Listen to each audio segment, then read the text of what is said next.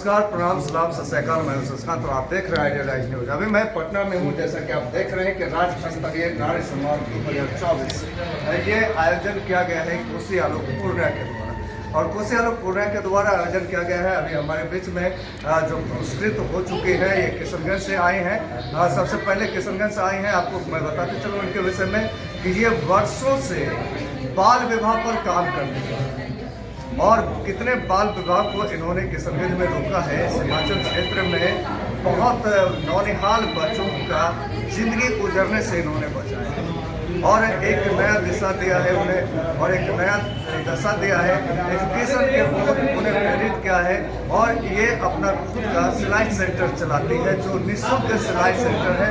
वो महिलाओं के उत्थान के लिए काम करते हैं। तो बहरहाल आइए सबसे पहले इनसे परिचय जानते हैं।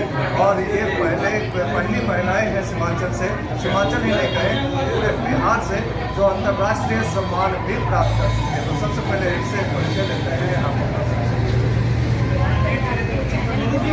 मेरा नाम रोशनी प्रतीक है और मैं एक सामाजिक कार्यकर्ता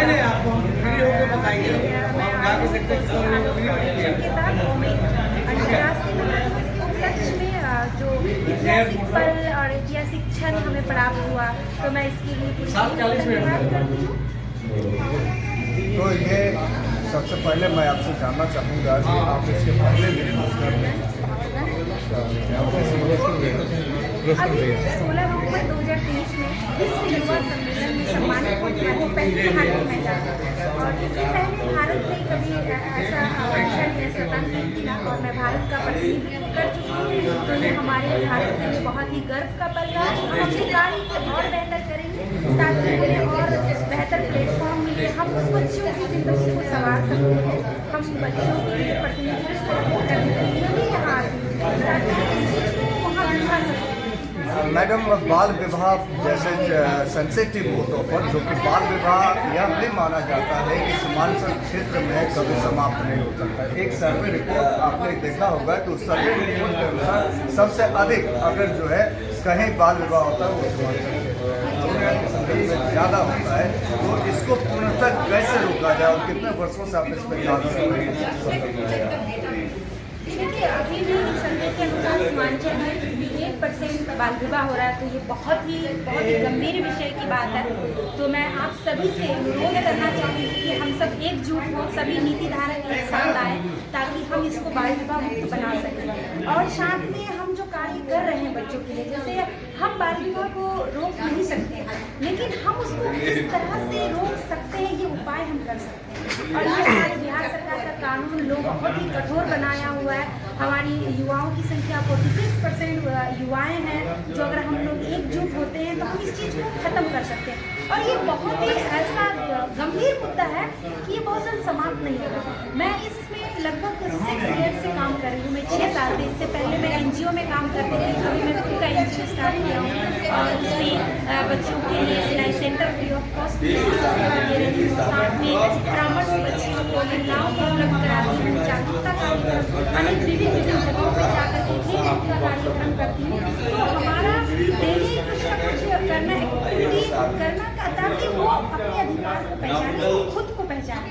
जब हम खुद को पहचान लेंगे ना, अपनी बच्चों को पहचान लेंगे तो बहुत कुछ कर सकते हैं। तो यही हम उन महिलाओं, उन बच्चियों को ये संदेश देना चाहेंगे, हमारे सीमांचल बेटियों को भी, महिलाओं को, आप आगे आए। आपकी बहन, आपकी रोशनी आपके साथ है, आप आए और हम लोग लाखों रोशनी को तैयार कर सकते हैं कि हम क्या हैं। मैम, वैसे कहने को बाल विवाह के लिए बहुत सारे अधिनियम लगाए गए हैं, बहुत सारे एक्ट लगाए गए हैं, लेकिन जब धरातल में मैं भी चूँकि आपके साथ आपके जैसे ही सीएम के रूप में काम करता तो मैं देखा कि धरातल पे जब पदाधिकारियों से बातचीत की जाती है तो पदाधिकारी उसमें मदद करने को तैयार नहीं होते और मदद करने को तैयार नहीं होते। तो ऐसे हालात में कैसे काम करेंगे जब पदाधिकारी मदद नहीं करेंगे, या पदाधिकारी को क्या संदेश देना चाहेंगे? अभी 27 और 28 फरवरी सारी महिला बाल विकास मंत्रालय के द्वारा और जिसमें उनकी भूमिका क्या है बाल विवाहों को लेकर के, ये सारी चीज़ों को सरकार के द्वारा ट्रेनिंग प्रशिक्षण उपलब्ध करा करके ताकि हम कैसे प्रशासन के तौर से हम रोक सकते हैं इस बाल विवाह, क्योंकि इस ऐसा मुद्दा है ना, हम अकेले तो उस पर जाते हैं हमारी जान को भी खतरा हो सकता है और हम उसको रोक भी नहीं सकते। तो हमें हमारी टीम के द्वारा ही जाना है, लेकिन उसमें समय लगता है। लेकिन अब हमें लगता है पहले और बहुत दिक्कत आती थी, अब बहुत ही कम हुई है और हमारे एसडीओ को भी प्रशिक्षण दिया जा रहा है। तो हम ये अनुरोध करेंगे कि प्रशासन से कि वो हमारे सहयोग करें, हम उनके साथ हैं। अब मैम एक समस्याएं और आती है, शायद आप भी जूझी हो। आप जिस पंचायत में जा रहे हैं बाल विवाह रोकने के लिए, और वहाँ पे आपको पता है कि ये बच्ची का बाल विवाह हो रहा है, आप रोकने जा रहे हैं, आप मुखिया से अनुरोध कर रहे हैं या जिला परिषद से अनुरोध कर रहे हैं, मुखिया करें होने दीजिए। अब चूंकि वोट का मेला है तो उस समय में फिर आपके क्या कदम होंगे, कैसे आप एक मुखिया और एक जिला परिषद या जो भी गणमान्य व्यक्ति है समाज में, पहले उनको समझाया जाए कि क्यों और किस लिए हमारे लिए नुकसान है। अगर हम उनको कन्विंस करने में कामयाब होते हैं तो वो तुरंत शादी रुक जाएगी। और उनके माता पिता को अगर हम उनके द्वारा नहीं होता है तो हम उस स्तर के लोगों को भी वहाँ कन्विंस करके रोक सकते हैं। तो मेरे मान लो की FIR हो जाए, फिर प्रशासन की सपोर्ट देते हैं, तब जाके तो पहले अपने स्तर से प्रयास ये थे हमारे साथ रोशनी परवीन जी की सुंदर से आपने सुना इनको कि ये क्या कुछ कर रहे थे बाल विवाह को लेकर के।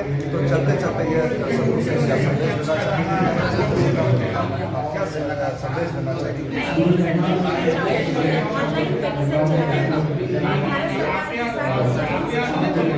बाल विवाह को रोकने के लिए क्या क्या उपाय होनी चाहिए, क्या सुविधा होनी चाहिए।